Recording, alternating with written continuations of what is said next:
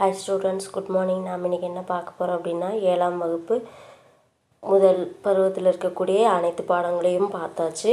இன்றைக்கி பாடத்தின் பின்பகுதிக்கான பயிற்சிகளை நாம் இன்றைக்கி பார்க்க போகிறோம். இயல் 1ல் இருக்கக்கூடிய பயிற்சிகளை நாம் இன்றைக்கி பார்க்க போகிறோம். பார்க்கலாங்களா? பாருங்கள், ஃபஸ்ட்டு நம்ம பார்த்துருக்கக்கூடிய பயிற்சி என்னென்னா, ஊடகங்களை வகைப்படுத்துக அப்படிங்கிறதுன்னு இருக்குது.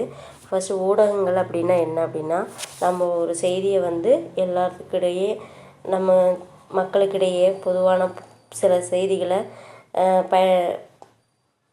மக்களுக்கிடையே செலுத்துகிறோம் இல்லைங்களா? ஸோ அதுக்கு பயன்படக்கூடிய சில கருவிகளை தான் என்னன்னு சொல்லுவோம், ஊடகங்கள் அப்படின்னு சொல்லுவோம். இது எழுத்து மொழியாகவும் இருக்கும், பேச்சு மொழியாகவும் இருக்கும். ஸோ அந்த பேச்சு மொழினா எதில் பேச்சு மொழியாக வரும், எழுத்து மொழிகள் எதில் வரும் அப்படிங்கிறத தான் நம்ம இன்றைக்கி பார்க்க போகிறோம். ஸோ வானொலி அப்படிங்கிறது நம்ம காதால் கேட்கக்கூடிய சில செய்திகள் வரும். அது பேச்சு மொழிகளாக இருக்கும். ஸோ வானொலி பேச்சு மொழியில் வரும். அதே மாதிரி தொலைக்காட்சி அப்படிங்கிறதும் பேச்சு மொழி தான். ஸோ தொலைக்காட்சியில் என்ன செய்திகள் நடக்குதோ அதை நம்ம கண்ணால் பார்த்தும் காதால் கேட்டும் சில செய்திகளை நாம் என்ன பண்ணிக்கிறோம், கேட்டுக்கிறோம். ஸோ அது பேச்சு மொழியில் அமையும். தொலைக்காட்சியும் பேச்சு மொழியில் அமைக்கிறது. அடுத்து செய்தித்தாளில் எழுத்து வடிவில் இருக்குது. சரிங்களா? எழுத்து வடிவில் இருக்குது. அதை கண்ணால் கண்டு நாம் படித்து தெரிந்து கொள்கிறோம். சரிங்களா? இது செய்தித்தாள் எழுத்து மொழி. நூல்களும் அதே மாதிரி தான் எழுத்து மொழிகளில் அமையும். அடுத்து திரைப்படம் நம்ம திரையரங்குகளில் பார்த்து காதில் உணர்ந்து புரிந்து கொள்கின்றோம் இல்லைங்களா? அது பேச்சு மொழியில் அமைஞ்சிருக்குது. மின்னஞ்சல் அப்படிங்கிறது எழுத்து மொழி. ஸோ மின்னஞ்சல் நமக்கு தேவையான செய்திகளை மின்னஞ்சல் மூலியமாக நாம் என்ன பண்ணுறோம், சிலர்களிடம் பகிர்ந்து கொள்கின்றோம். ஸோ இது எழுத்து மொழியாக அமைகிறது. ஸோ இதுதான் என்னது, ஊடகங்களில் இருக்கக்கூடிய எழுத்து மொழியில் எது, பேச்சு மொழியில் எது அப்படிங்கிறத நாம் இதில் பார்க்குறோம். சரிங்களா? ஸோ நீங்களும் அதே மாதிரி எழுதி பாருங்கள். ஓகேங்களா? வானொலி அப்படிங்கிறது எதில் வரும், பேச்சு மொழியில் வரும். தொலைக்காட்சி அப்படிங்கிறது பேச்சு மொழியில் இருக்குது. செய்தித்தாள் எழுத்து மொழியில் இருக்குது. நூல்கள் எழுத்து மொழியில் இருக்குது. திரைப்படம் எழுத்து மொழிங்களா? இல்லை, பேச்சு மொழியில் இருக்கும். சரிங்களா? திரைப்படம் பேச்சு மொழியில் தான். மின்னஞ்சல் எழுத்து மொழியில் இருக்குது. சரிங்களா? அடுத்து கொடுக்கப்பட்டுள்ள வினாக்களுக்கு ஏற்ப தொடர்களில் அழுத்தம் தர வேண்டிய சொற்களை எடுத்து எழுதுக.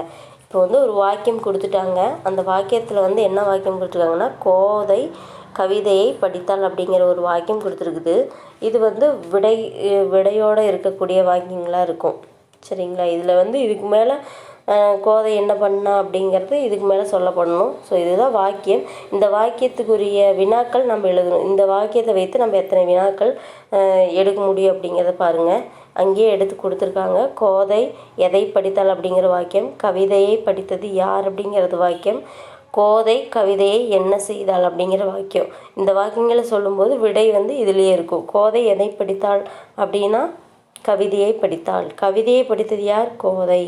கோதை கவிதையை என்ன செய்தால், படித்தாள். ஸோ இதுதான் என்னது, வினாக்குரிய விடைகள் இதுலேயே இருக்குது. இப்போ இதில் நம்ம படிக்கும்போது எதை அழுத்தம் தந்து படிக்கணும், எதுக்கு முக்கியத்துவம் கொடுக்கணும், இந்த வினாக்குரிய வார்த்தைகளில் எந்த வார்த்தைக்கு அழுத்தம் கொடுத்து வரும் அப்படிங்கிறத நம்ம கண்டுபிடிக்கணும். இப்போது கோதை எதை படித்தாள் அப்படிங்கும்போது இங்கே கொடுத்துருக்கிறது விடை வாக்கியம். இது விடை வாக்கியமாக அமைஞ்சிருக்கு. இங்கே கேள்வி வாக்கியமாக கேட்டிருக்காங்க. கோதை எதை படித்தாள்.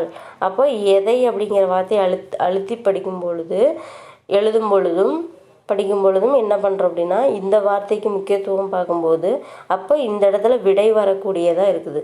ஸோ எந்த இடத்துல விடை தரக்கூடியதாக இருக்குதோ அந்த வார்த்தையை தான் நம்ம என்னவாக எடுத்துக்கிறோம், அழுத்தம் தரக்கூடிய சொல்லாக எடுத்துக்கின்றோம். அப்போ எதை, எதை. சரிங்களா? கவிதையை படித்தது யாருங்கிற வார்த்தைக்கு அழுத்தம் கொஞ்சம் கொடுத்தோம் அப்படின்னா தான் அப்போது அந்த இடத்துல இங்கே ஒரு கேள்வி கேட்கப்படுறாங்க. ஸோ இதுக்கு பதில் கோதை அப்படிங்கிற பதில் இந்த வாக்கியத்துலேருந்து நம்ம எடுத்து எழுதணும் அப்படிங்கிறத நம்ம புரிஞ்சுக்குவோம். அப்போது யார் அப்படிங்கிறத கரெக்டாக நம்ம மென்ஷன் பண்ணி அழுத்தம் கொடுத்து சொல்லணும். கோதை கவிதையை என்ன செய்தாள் அப்படின்னா படித்தாள். எழுதுனாளா, படித்தாளா, இல்லை படித்து முடித்தாளா அப்படிங்கிற மாதிரி. சரிங்களா? அப்போ இங்கே என்ன செஞ்சால்? படித்தாள். படித்தாள்ங்கிறது இந்த வினாக்கு பதிலாக வரும். ஆனால் நாம் இங்கே அழுத்தம் தரக்கூடிய சொல்ல எதை எடுத்துக்கணும்னா என்ன. அப்போ படித்தாள் அப்படிங்கிறது அது விடை, அதை விடுங்க. ஸோ அழுத்தம் தரக்கூடிய சொல் எதுனா என்ன. அப்போது எதை அப்படிங்கிறது ஒன்று, என்ன அப்படிங்கிறது ஒன்று, யார் அப்படிங்கிறது இந்த மாதிரி வார்த்தைகள், அதாவது கேள்வி கேட்கப்படும் போது பயன்படுத்தக்கூடிய வார்த்தைகளை நாம் அழுத்தம் தரக்கூடிய சொல்லாக எடுத்துக்கொள்கிறோம். சரிங்களா? ஸோ இந்த மாதிரி தான் நாம் அழுத்தம் தரக்கூடிய சொற்களை நம்ம தெரிஞ்சு வச்சுக்கணும். அதுக்கு நம்ம படித்தல் திறனை அதிகமாக உருவாக்கிக்கிட்டோம் அப்படின்னா நமக்கு போகுது. எப்பயுமே வாய் விட்டு படித்தோம் அப்படின்னாவே எந்த இடத்துல நிறுத்தி படிக்கணும், எந்த இடத்துல தொடர்ந்து படிக்கணும் அப்படிங்கிறத நம்ம புரிஞ்சுக்கிட்டோம்னாலே இந்த வார்த்தைகளை கண்டறிஞ்சிக்கலாம். சரிங்களா? அடுத்த பயிற்சி பாருங்கள். அதாவது இந்த உலகத்தில் இருக்கக்கூடிய எல்லா உயிரினங்களையும் ஒழுக்கம் அடிப்படையில் பிரிச்சிருக்காங்க. சரிங்களா? அப்போ ஒழுக்கம்னு என்னென்னா திணை. இந்த திணை அடிப்படையில் பிரிச்சிருக்காங்க. திணை அப்படிங்கிறது என்ன? உயர்திணை அக்ரிணைன்னு 2 வகைப்படும். உயர்திணை அப்படின்னா எதை குறிக்கும்னா 6 அறிவு உள்ள மனிதர்களையும் குறிக்கும். சரிங்களா? அது இல்லாத நம்ம கடவுள்களையும் சொல்லிக்கலாம், தேவர்களையும் சொல்லிக்கலாம். ஸோ இது உயர்திணை. பறவைகள், விலங்குகள், தாவரங்கள், இதுக்கு அப்புறம் உயிரற்ற எல்லா பொருள்களையுமே அக்ரிணையில் தான் நம்ம எடுத்துக்கிறோம். சரிங்களா? அப்போது உயர்திணைனா 6 அறிவு உள்ள மனிதர்களையும், அக்ரிணைனா பறவை, விலங்குகள், தாவரங்கள், உயிரற்ற பொருள்களையும் எடுத்துக்கிறோம். சரிங்களா? இது அக்ரிணையில் எடுத்துக்கிறோம். ஸோ இந்த கீழே படங்கள் கொடுத்துருக்காங்க. இதுக்கு தகுந்த இந்த படங்கள் உயர்திணையில் சேருமா, அக்ரிணையில் சேருமா அப்படிங்கிறத நம்ம கரெக்டாக இப்போ எழுதணும். சரிங்களா? இந்த படத்தில் பாருங்கள், ஒருத்தர் வீணை வாசிக்கிற மாதிரி இருக்குது. ஸோ அப்போ அது யார்? ஒரு மனிதர். அப்போ அது யார்? உயர்திணையில் வரும். ஸோ அப்போ உயர்திணையில் எடுத்து எழுதுங்க. அப்போ இங்கே என்ன எழுதணும்? உயர்திணை அப்படின்னு எழுதணும். சரிங்களா? அடுத்து இது என்ன? பசு புல் திங்குது. அப்போ இது இங்கே என்ன சொல்லியிருக்காங்க? பறவைகள், விலங்குகள், தாவரங்கள் மற்றும் உயிரற்ற பொருள்கள். இது எல்லாமே எதில் சேரும்? அக்ரிணையில் சேரும். அப்போ அக்ரிணைன்னு எழுதுங்க. சரிங்களா? அடுத்து ஒரு பெண்மணி ஒரு வேலை செஞ்சிட்ருக்காங்க. ஸோ அந்த படத்தை பார்த்து என்ன தோணுது அப்படின்னா உயர்திணை. சரிங்களா? இது பெண். அவங்க மனிதர்கள், 6 அறிவுள்ள ஒரு பெண்மணி. அதனால் இவங்களை உயர்திணையில் எடுத்துக்கிறோம். சரிங்களா? இப்படித்தான் நம்ம என்ன பண்ணோம்? உயர்திணை அக்ரிணையை பிரித்து எழுதணும். சில வார்த்தைகள் கொடுத்துருந்தாலும் பிரித்து எழுத தெரிஞ்சுக்கணும். சரிங்களா? பாருங்கள், பயிற்சி கொடுத்துருக்காங்க பாருங்கள். கீழ்காணும் சொற்களை உயர்திணை அக்ரிணை என வகைப்படுத்துக. இப்போ வயல் அப்படின்னு இருக்குது. இந்த வயல் மனிதனா விலங்கா அப்படின்னு கிடையாது. இது ஒரு புல்வெளி. ஸோ இது எதில் வரும்னா அக்ரிணையில் தான் வரும், வயல். சரிங்களா? முகிலன் அப்படிங்கிறது இது ஒரு மனிதனின் பெயர். ஸோ மனிதனின் பெயருங்கும்போது இங்கே என்ன வரணும்? உயர்திணையில் வரணும், முகிலன். சரிங்களா? அப்போ குதிரைனா என்ன திணை? அக்ரிணை. கயல்வெளி உயர்திணை. ஸோ இது மாதிரி மீதி இருக்கக்கூடிய வார்த்தைகளை நீங்கள் உயர்திணை எது, அக்ரிணையில் எதுன்னு பிரித்து எழுதி பாருங்கள். சரிங்களா? அடுத்த பயிற்சி பாருங்கள். அடுத்த பயிற்சி என்னென்னா தொகைச்சொற்களை விரித்து எழுதுக. அதாவது சில சொற்கள் ஒன்றாக சேர்ந்து ஒரே வார்த்தையாக இருக்கும். அந்த வார்த்தையிலேருந்து நம்ம என்னென்ன வார்த்தைகள் வரும், அதாவது ஒன்றாக சேர்ந்த வார்த்தைகள் என்னென்ன அப்படிங்கிறத நம்ம பிரித்து எழுத போகிறோம். அவ்வளோதான். இப்போ இருதிணை அப்படிங்கிற ஒரு வார்த்தை இருக்குது. இந்த வார்த்தையில் எந்த வார்த்தைகள் சேர்ந்துருக்கு அப்படின்னா இருதிணைகள்னால் எதை குறிக்கும் அப்படின்னா உயர்திணை அக்ரிணையை குறிக்கும் அப்படிங்கிறத நம்ம புரிஞ்சுப்போம். சரிங்களா? அதே போல் முக்கணி அப்படின்னா என்ன அப்படின்னா மா, பலா, வாழை அப்படிங்கிறது முக்கணிகளாக அமையும். சரிங்களா? அதே மாதிரி முத்தமிழ் என்ன அப்படின்னா இயற்தமிழ், இசைத்தமிழ், நாடகத்தமிழ் அப்படின்னு சொல்லுவோம் இல்லைங்களா? அதைத்தான் நம்ம ஷார்ட்டாக எப்படி எழுதுகிறோம்? இயல், இசை, நாடகம் அப்படின்னு எழுதிக்கிறோம். சரிங்களா?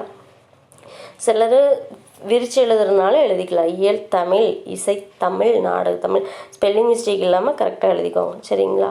அடுத்து வந்து நாற்றிசை. நாற்றிசைனா 4 கூட்டல் திசை, 4 திசைகளை குறிக்கும்.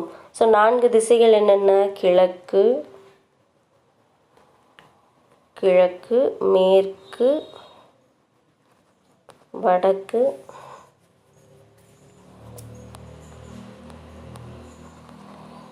தெற்கு. ஸோ இதுதான் என்னது? நாற்றிசை. கிழக்கு, மேற்கு, வடக்கு, தெற்கு. ஸோ இது 4 திசைகள். சரிங்களா? அடுத்து ஐவகை நிலங்கள். ஐவகை நிலம் என்னென்ன? அந்த காலத்தில் நம்மளுடைய தமிழர்கள் வந்து ஐவகை நிலங்களை வந்து 5 வகையாக பிரித்தாங்க. அது வந்து என்னென்னா குறிஞ்சி, முல்லை, மருதம், நெய்தல், பாலை. சரிங்களா? குறிஞ்சி, முல்லை, மருதம், நெய்தல், பாலை. பா துணைக்கால் வரணும். பாலைங்கிற ஸ்பெல்லிங் இப்படி எழுதுங்க, பாலை, நெய்தல். சரிங்களா? இது ஐவகை நிலங்கள். அடுத்து அறுசுவை என்னென்னு தெரியும் இல்லைங்களா? அறுசுவை 6 வகையான சுவைகள் என்னென்னா இனிப்பு, புளிப்பு, கார்ப்பு, கசப்பு. இனிப்பு, புளிப்பு, கார்ப்பு, கசப்பு. அடுத்து துவர்ப்பு, உவர்ப்பு. உவர்ப்பு வந்து உப்பின் சுவை இருக்குது இல்லைங்களா? அது உப்புனோட சுவை. துவர்ப்புனா பாக்குனுடைய சுவையை வந்து துவர்ப்புன்னு சொல்லுவோம். ஸோ இனிப்பு, புளிப்பு, கார்ப்பு, கசப்புலாம் உங்களுக்கு தெரியும். ஸோ இது உவர்ப்பு அப்படின்னா உப்பின் சுவை, துவர்ப்பு அப்படின்னா பாக்கினுடைய சுவை. சரிங்களா? ஸோ இது அதனால் இந்த 2 சுவைக்கும் கொஞ்சம் வித்தியாசம் புரியாது. ஸோ அதனால் நம்ம கொஞ்சம் விளக்கி சொன்னேன். சரிங்களா? ஸோ அப்போ 6 சுவை என்னென்னா இனிப்பு, புளிப்பு, கார்ப்பு, கசப்பு, துவர்ப்பு, உவர்ப்பு. ஓகேங்களா? அப்போ முக்கணி என்னென்ன? மா, பலா, வாழை. முத்தமிழ் அப்படின்னா இயல், இசை, நாடகம். நாற்றிசை அப்படின்னா கிழக்கு, மேற்கு, வடக்கு, தெற்கு. ஐவகை நிலம் அப்படின்னா என்னங்க? குறிஞ்சி, முல்லை, மருதம், நெய்தல், பாலை. அறுசுவை இனிப்பு, புளிப்பு, கார்ப்பு, கசப்பு, துவர்ப்பு, உவர்ப்பு. ஸோ இந்த மாதிரி மற்ற வார்த்தைகள் எதுனாலும் உங்களுக்கு பரீட்சையில் எக்ஸாமில் கொடுக்கும்போது அதை வந்து நீங்கள் எழுத பழகிக்கணும். அது இல்லாத இது மாதிரி நிறைய சொற்கள் இருக்குது, அதை வந்து நீங்கள் கண்டறிஞ்சு இந்த மாதிரி விரிவாக்கத்தை எழுதிப்பாருங்க. இதுதான் என்னது? தொகை சொற்களை விரித்து எழுதுக. அடுத்த பயிற்சி பாருங்கள். அடுத்த பயிற்சி நாம் வந்து ஒரு விளையாட்டு பயிற்சி போல் இருக்கோம். ஸோ இது எப்படி அப்படின்னா சொற்கள் வந்து இந்த கட்டத்தில் வந்து மாறி மாறி இருக்கும். எழுத்துக்கள் மாறி மாறி இருக்கும். சொற்கள் வந்து 3 சொற்கள் இருக்கும், எழுத்துக்கள் மாறி மாறி இருக்கும். இது வந்து நாம் சரிவர எழுதணும். அப்படி எழுதும்போது மேலிருந்து கீழே பார்த்தாலும் ஒரே மாதிரி இருக்கும், இடமிருந்து வளம் இப்படி பார்த்தாலும் ஒரே மாதிரி இருக்கும். எதுகை அப்படின்னு இப்படி பார்க்கும்போது எதுகை ஸ்பெல்லிங் கரெக்டாக இருக்கும், இப்படி பார்க்கும்போது எதுகை ஸ்பெல்லிங் கரெக்டாக இருக்கும். அடுத்து 2வது பாருங்கள். 2வது பாக்ஸில் துறவி அப்படின்னு இருக்குது, அதே மாதிரி இந்த இடத்துல துறவி அப்படி வரும். கைவினை அப்படின்னு இங்கே இருக்குது, அதே மாதிரி இங்கே கைவினை வரும். ஸோ அப்போ நமக்கு கொடுத்துருக்கிறதுல என்னன்னு பாருங்கள். இது என்ன ஸ்பெல்லிங்னா மதகு, அடுத்து தந்தி, அடுத்து குதிரை. சரிங்களா? மதகுங்கிற வார்த்தை இப்படி பார்த்தாலும் சரியாக இருக்கும், இந்த மாதிரி பார்த்தாலும் சரியாக இருக்கும். தந்தி இப்படி, அதே மாதிரி இதே மாதிரி. குதிரை இதே மாதிரி, இந்த மாதிரி. ஸோ இது உங்களுக்கு புரியும். சரிங்களா? ஸோ இந்த மாதிரி மாற்றி எழுதி சரியாக பார்த்தோம்னா இந்த மாதிரி கீழிருந்து மேலும் இடமிருந்து வளமும் சரியாக ஒரு வார்த்தை அமையும். சரிங்களா? அடுத்தது இருபொருள் கொண்ட ஒரு சொல்லால் நிரப்புக. அப்படின்னா இருபொருள் சொல்ல ஒரே வார்த்தை தான் இருக்கும், வார்த்தை வந்து ஒரே மாதிரி இருக்கும். 2 வாக்கியங்கள் கொடுத்துருக்காங்க. 2 வாக்கியங்களில் வந்து நாம் பயன்படுத்தக்கூடிய வார்த்தை வந்து ஒரே வார்த்தையாக தான் இருக்கும், ஆனால் அந்த வாக்கியத்துக்கு தகுந்த மாதிரி பொருள் மாறி இருக்கும். சரிங்களா? ஸோ அதை தான் நம்ம இப்போ எழுத போகிறோம். இப்போது அரசருக்கு தவறாமல் வரி செலுத்த வேண்டும். அரசுக்கு தவறாமல் என்ன பண்ணணும்? வரி கட்டணும். சரிங்களா? ஏட்டில் எழுதுவது வரி. நம்ம வரி வடிவம் சரிங்களா, நம்ம பேப்பரில் நோட்டில் எழுதுறது வந்து வரி வடிவத்தில் அமைஞ்சிருக்கும். ஸோ இந்த இடத்துல இருக்கக்கூடிய வரி வேறு மீனிங் தருது, இந்த இடத்துல இருக்கக்கூடிய வரி வேறு தருது. ஆனால் வரி அப்படிங்கிற வார்த்தை வந்து ஒரே வார்த்தை தான், ஒரே உச்சரிப்பு தான் நாம் உச்சரிப்பது. ஸோ இடத்துக்கு தகுந்த மாதிரி பொருள் மாறுது. ஸோ அந்த மாதிரி வார்த்தைகளை நாமளும் இதில் எழுதணும். கீழே கொடுத்துருக்கிற வாக்கியங்களுக்கு மழலை பேசும் மொழி பேச்சு அழகுன்னு எழுதுனீங்கன்னா மழலை பேசும் பேச்சு அழகுன்னு எழுதுனீங்க, கீழே இருக்கிற வார்த்தைக்கு அந்த வார்த்தை செட் ஆகாது, ஒத்து வராது. இனிமை தமிழ் பேச்சு எமது அப்படின்னு வராது. ஸோ அப்போ மழலை பேசும் மொழி அப்படின்னா சொல் வார்த்தைகள், இனிமை தரும் மொழி அதே எமது, இனிமை தமிழ் மொழி எமது. ஸோ ரெண்டுமே ஒரே வார்த்தை தான், ஆனால் இடத்துக்கு தகுந்த மாதிரி பொருள் மாறுபடுது. அன்னை தந்தையின் கை பிடித்து குழந்தை நடை பழகும், நடை பழகுது. அறிஞர் அண்ணாவின் சிறப்பு அவரது அடுக்கு மொழி நடை. அவருக்கு என்ன சிறப்புனா தொடர்ந்து அடுக்கடுக்காக பேசிக்கிட்டே இருப்பார், அதுதான் அவருடைய ஒரு மொழி நடை சரிங்களா. அது நீ அறிந்ததை பிறருக்கு சொல், நமக்கு தெரிஞ்சுன்னா மற்றவங்களுக்கு சொல்லணும் அப்படிங்கிற மீனிங் வருதுங்களா. எழுத்துக்கு இப்போ ஒவ்வொரு எழுத்துக்கள் சேர்ந்து நின்று பொருள் தருவது, சில எழுத்துக்கள் சேர்ந்து நின்று பொருள் தந்தால் அதை வந்து ஒரு சொல் அப்படின்னு நம்ம சொல்லுவோம் அப்படின்னு சொல்லலாம். உழவர்கள் நாற்று டேஸ் வயலுக்கு செல்வர். எதுக்காக வயலுக்கு செல்கிறாங்க, நாற்று எடுத்துக்கிட்டு நடுவதற்காக. அப்போ நாற்று நட வயலுக்கு சென்றார். குழந்தைகளை மெதுவாக நட என்போம், குழந்தைகளை மெதுவாக நடங்க அப்படின்னு சொல்லுவோம். நீதிமன்றத்தில் தொடுப்பது வழக்கு,